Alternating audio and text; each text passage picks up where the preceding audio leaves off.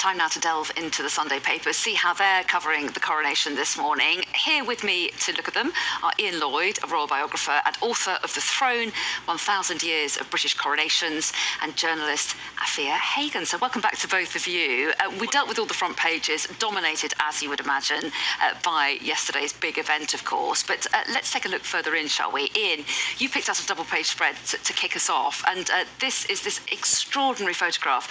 I certainly have never seen a photo from a previous coronation. There's probably not very many that were photographed, but I haven't seen anything quite like this. What do you make of it? Well, it's fascinating because it shows the King and Queen and the people together. So it's taken by Chris Jackson from inside the palace, as you said. The one unknown factor about the coronation, well, any big thing, a jubilee or a royal funeral or wedding, is the people, because you don't know who's going to turn up. I mean, I expected fewer, and I also expected that there may be demonstrators down here with, you know, that we don't want this king or whatever it is, not our king. But I was with the crowd down there. I moved down the Mall, and it was universally euphoric. And in the rain? Yeah, well, yeah. The only chant I heard was "Put your brollies down, put your brollies down," because the people at the front had their umbrellas. So once that was sorted out, then it was fine, and there was lots of cheering, spontaneous 3 cheers. And you know, one unusual thing, I've covered about 20 of these big occasions, is I've never seen the monarch go in and then come out, and that's what Charles did. They all went in, they came out en masse, and then he came out finally with just Camilla. With a bit of an encore. Yeah. Sort of an encore. And I think that was because he was incredibly moved by it. I mean, I was near enough with a big lens to see that he was very affected by it. And I think... And also really interesting just to see that picture and the back of both of them, a reminder that the Queen was crowned as well as the King yesterday, and that's obviously something that we certainly didn't see in 1953 in the same way. No, absolutely. I mean, Prince Philip had really a walk-on part. There was no constitutional role for him as a consort, but the last time was 1937, so there's hardly anybody that can remember that, and that was his grandparents, the King George and Queen Elizabeth. And there's a sort of similarity. I mean, you know, if you look at that, the capes and the crowns, obviously, I mean, they're very much a team, and some of the photographs have shown them talking to each other, and you get that feeling that... yeah, from the day. They're together. Yes, absolutely. Take us, Afia, into the Sunday Express now, because while this was a formal event, the service, full of tradition, there was also the family element as well. And of course, Prince Harry was one of those tricky issues that the family had to navigate. So how does the Express deal with this, the Sunday Express? Absolutely. So Harry did attend. There was rumours flying around on Friday that he may not be there, but of course he was there. He entered Westminster Abbey with Beatrice and Eugenie, his cousins, Zara and Mike Phillips as well, Mike Tyndall and Zara Phillips, excuse me, and he walked down the aisle into the church, into Westminster Abbey with them, was seated in the third row, and he looked quite happy, quite relaxed. He was smiling to people as he went past, greeting people. The lip readers have been out in force already, God bless them.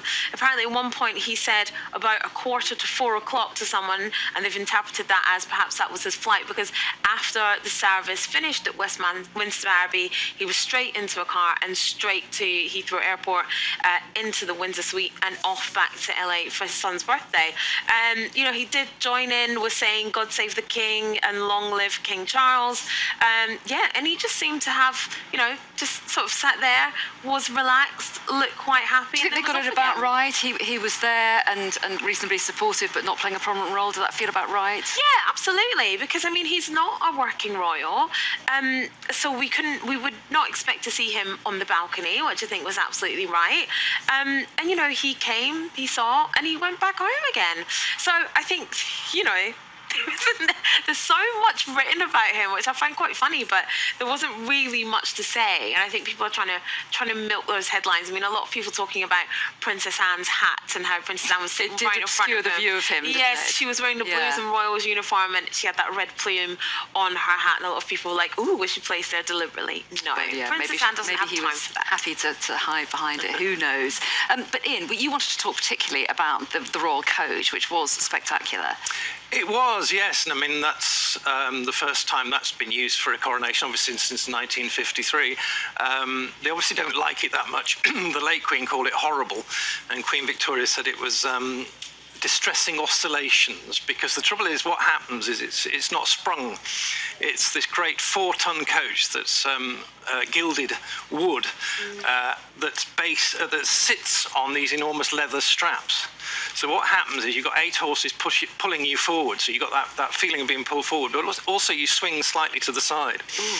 So the sailor king William IV said it was like being at sea, and you know, you can imagine and it's so heavy that it can only go at a walking pace, which was actually quite good, because that gave you slightly more time to see what was happening. And there are shots of the royal couple leaving the Abbey. They didn't go to the Abbey in it. No, they went in the more modern Diamond Jubilee coach.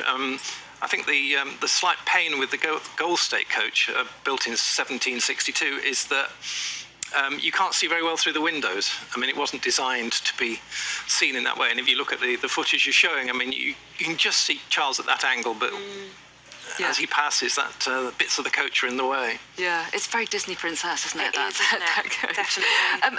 Take us on now, Afia, to the Sun on Sunday. This is, again, another spread, but looking at the fashions, and there was a lot of focus on the younger royals, wasn't there? Yeah, so the younger royals did very well yesterday. But what I thought was super cute is you had the Princess of Wales and Princess Charlotte were actually matching in this Alexander McQueen dress. So Princess Charlotte was wearing sort of a pared down version of Kate's Alexander McQueen ivory silk cape gown.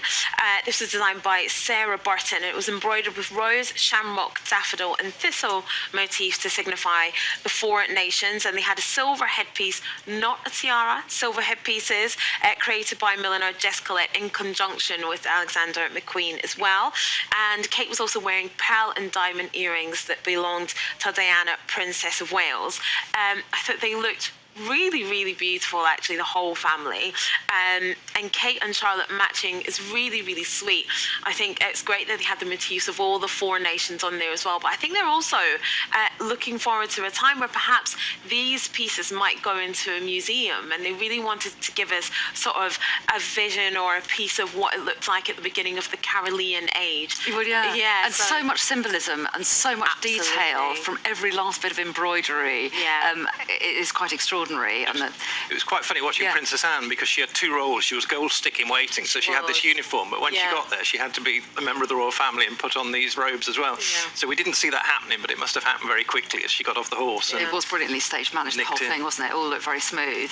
And Ian, you've picked out a piece also in the Sun on Sunday of this rather poignant moment. I mean, there was so much formality, and yet there was this family moment, if you like, when Prince William kissed his father. Yeah, absolutely. I mean, he had the role of also putting his father's super tunica on, this golden coat that he put on before that, and you could see Charles saying thank you, and it was almost like role reversal, because when you're little, your mum does that to you, but he was doing it back to him, and it was a very touching, emotional moment, I think, and I think shows the closeness of father and son. And my prediction is that it's going to be a kind of a joint monarchy, that William will be involved in everything. And you actually saw it with the procession, because at the late Queen's coronation and previous ones, the King and Queen come in on their own, but they actually came in with the King and Queen came in with the Waleses, didn't they, in the procession? So it's very much part of, unified, I think. There's going to be a teamwork all round, I guess. Well, Ian and Afia, it's really lovely to have your company this morning, the morning after the night before, here at Buckingham Palace, reflecting on the day yesterday. Thanks so much. You. Great. Do stay with us, lots coming up.